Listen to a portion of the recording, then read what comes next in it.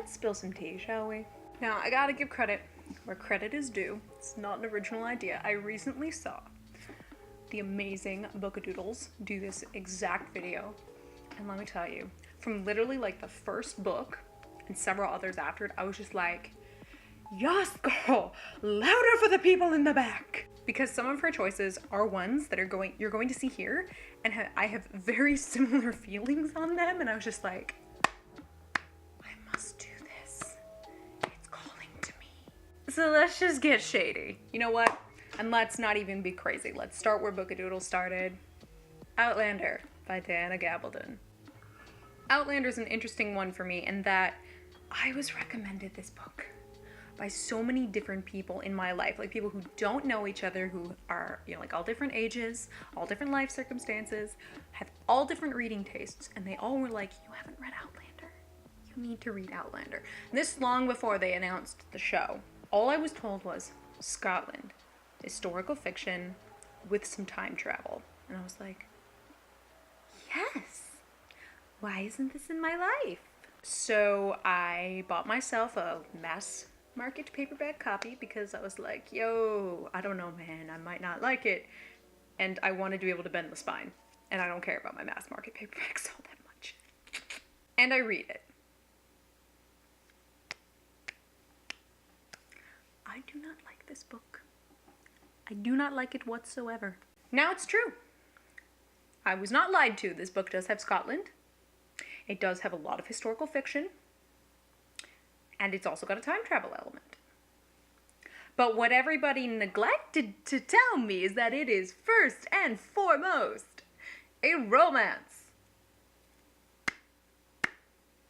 And I hate the romance. I personally just did not connect with it at all. And as a result, because I didn't connect with the characters. And at first I was like, okay, interesting, okay. Oh, here's the time travel. I'm like, oh, I love this era of history, and we're in Scotland. This is like perfect to do like some cool stuff. And I was like, and it's a romance, and oh, the romance is icky. Like I was very uncomfortable with the romance the entirety of the book. It never got better for me.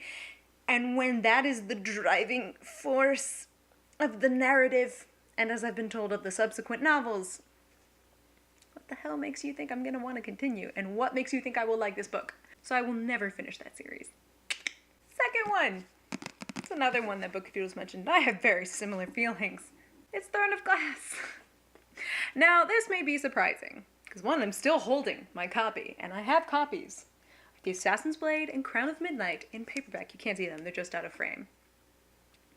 And if you have followed me for long enough, and if you have, God bless you. Like, I love you from the bottom of my heart. Bless you, because man, it was rough, and it can still be rough. I loved Throne of Glass, and I loved its sequel, Crown of Midnight. And I liked a lot The Assassin's Blade. And then came Heir of Fire. Y'all, I have feelings about Heir of Fire. When I first read it, I thought it was okay. It took me a while to warm up to the new character, new POV of Manon.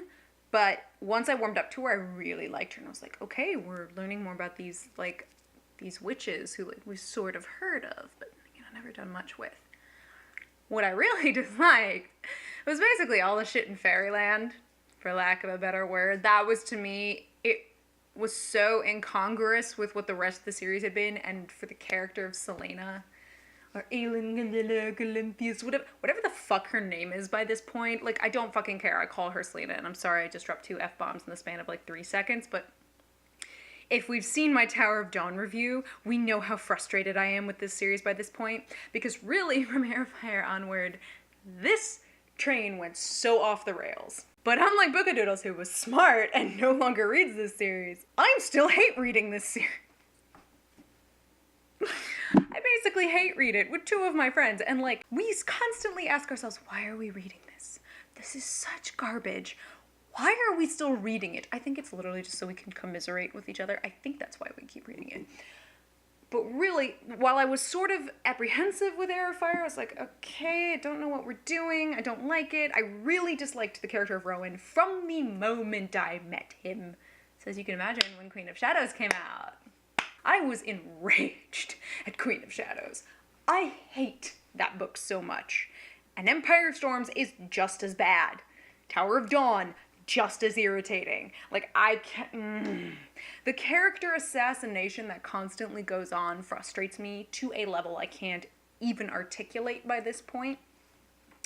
And the fact that it's like Sarah J. Maas must induce brain damage in characters in order to do what she wants. It's mind-boggling to me. I don't understand. Am I going to read the final book, whatever the hell it's called, because I can't remember? Probably. Let's be real. Like, I'm yoked to this train no matter how off the rails it's gone, and I'm at least gonna finish just so I can say, I finished. And I do truly hate it. Oh, come on, you guys knew this one was coming. I have said multiple times, I don't like the Hunger Games. Now, I came to the Hunger Games because a friend of mine at the time recommended it to me. Now, I was always recommending books to him. We had some similar interests in books, and so when he said, I love this series, I really want you to read it, like, it's one of my favorites now, please read it. And I was like, okay, I'll read it, because that seems fair. I mean, yeah. And it intrigued me enough that I was like, okay, sure. And this was long before the movies were announced. And I read the books. There's so many things I don't like about these books. My initial thought on the first book was that I found it fairly derivative. I mean, it is basically Battle Royale meets The Lottery and plenty other things. And I had seen the film Battle Royale. I had never actually read the book at that point. I did later, but I'd seen the film, so I knew this concept. And I'd obviously read The Lottery. Like, duh, I read it in an English class years ago, but I remember it. And, yeah, I found it very derivative, unoriginal. I did not like Katniss as a protagonist. I think it just takes the idea of the reluctant hero so far to the extreme that it frustrates me. And I've talked actually slightly more in depth about a lot of my irritation with the overall arc of the Hunger Games trilogy in a video I did talking about revolution stories, kind of specifically why I like them and why I actually particularly really love Red Rising as a revolution story. I will link that somewhere here on the screen in case you're interested, but I do compare with Hunger Games because that's a very popular dystopia that's like put as a revolution story, etc., etc. That's got a lot more of my thoughts on what I very much am irritated by with the series, but when I first read it, what initially bothered me was that I thought Katniss was an awful protagonist. Didn't like her at all. I thought Peeta was actually more interesting, and there was a chance to do a really interesting conversation there on like child abuse and, you know, PTSD and all this stuff, but no, we just didn't bother with that at all. It's fine. I'm not shady. I'm not selfish. It's fine. I suppose while we're at it, I should say I don't like Divergent, but I only read the first book. I found it dull. I heard that third book was garbage, so I guess I spared myself that one. Ember in the Ashes. God, remember when this was so popular? Remember when that was huge? Yeah, I did a whole rant video on how much I hate that first book. And if you ever want to read Prime, me being irritated and not giving a flying fuck in a review, I will link down below my review for the sequel, A Torch Against the Night, or whatever the hell it's called. Y'all, I gave no fucks in that review. And I look at it like, God, that's a piece of work of me ranting. Damn. My irritation with An Ember in the Ashes, again, I did a video on this, and you can go watch that if you really want my full thoughts, but if we boil it down, when I was promised in all the promotion that I saw for a standalone YA fantasy based on ancient Rome, I expect you to provide me those things. First off, it's not a standalone, it's a surprise quartet. It's really not based on ancient Rome. There are so many things, the classical elements, I will nitpick at. And as somebody who took Latin for 6 years, is highly immersed in the world of the classics since childhood, I know when shit's based on ancient Rome. You don't have a commandant wearing bright buttons on their uniform and tell me that's ancient Rome. Oh, you have a Colosseum. Good for you. That doesn't mean you're based on ancient Rome. You have a warrior class and a scholar class, and the warriors kill the scholars. That makes no sense given what Rome was about, especially Imperial Rome, which is what this seems to be basing itself, or claiming to base itself on. Like, don't even get me started on that. And the second book was even worse, and I skim read it, and I hated it. Not even gonna bother with the other two. Nope. This next one's gonna piss so many people off. Yeah.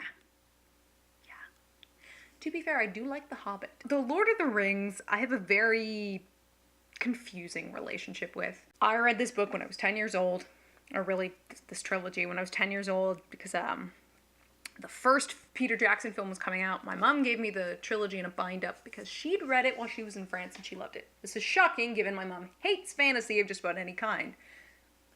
I'm honestly shocked. And it took me about 6 tries to finally read The Fellowship of the Ring.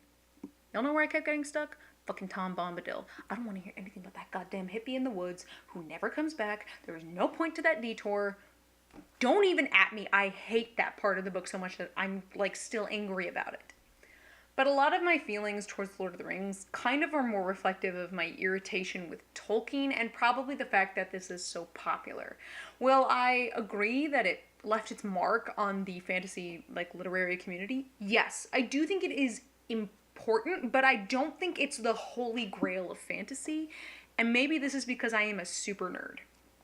I am a super nerd in that I have often been called, when people really want to be mean, pretentious as shit. And that's because I enjoy things like classical music and opera, which I understand for a lot of people, these are not common things that they love. And I grew up loving this. So one thing I have listened to is something known as the Ring Cycle, or the Ring of the Nibelung by Wagner. You've probably at least heard one piece of it. You may not realize it. It's the Ride of the Valkyrie.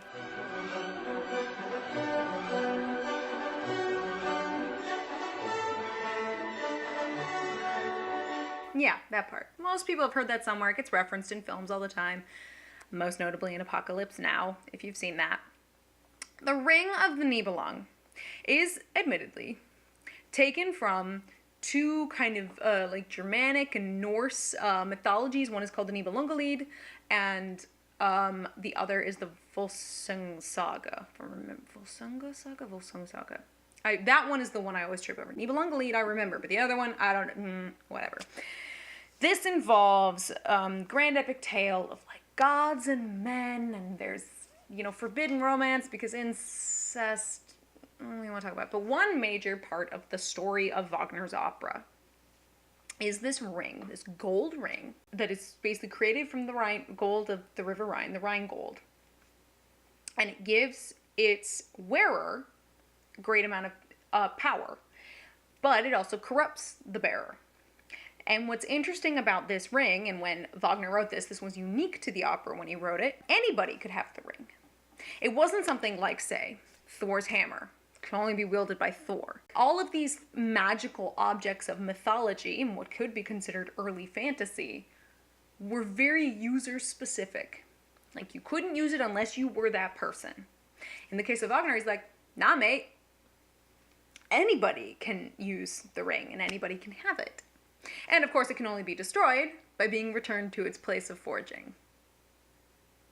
Does this fucking sound familiar? There's a lot more similarities between the Ring Cycle and Tolkien. And what I'm irritated with most is that Tolkien, in his lifetime, was confronted with this by people who were like, wow, there's a lot of similarities between the Ring Cycle and the Lord of the Rings. His response is, the 2 rings are round and gold, and that is where the similarity ends. Bullshit. Alert. Like, dude, if you were inspired by it, just admit it. Please. Just admit it.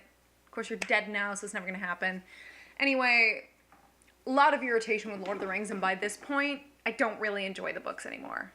I don't. I can't. There's like a sour taste in my mouth when I think about it. I can enjoy the Peter Jackson films, but the books are a no-go by this point. So yeah, we spilled a little tea today. It's kind of all tea, all shade. And I just want to say, if you like any of these books that I've mentioned, which there's a high chance you probably do, somebody does, that's fine. I never judge anybody for what they like. I don't, because I know I read plenty of things that people could judge me for what I like. That's fine. These books just don't work for me. And again, if I said something very negative about a book that you like here, It's not an attack on you personally. It's just I didn't like the book. We all have our opinions. Thanks for watching me ramble today. If you'd like to see more from me, go ahead and click that button with my face on it. It'll take you to my channel where I ramble about a whole lot of different things. Got some thoughts of your own? Go ahead and leave them down in the comments. And make sure that if you want to see more ramblings from me, you click that little subscribe button. That's it for me today, you guys, so until next time, cheers.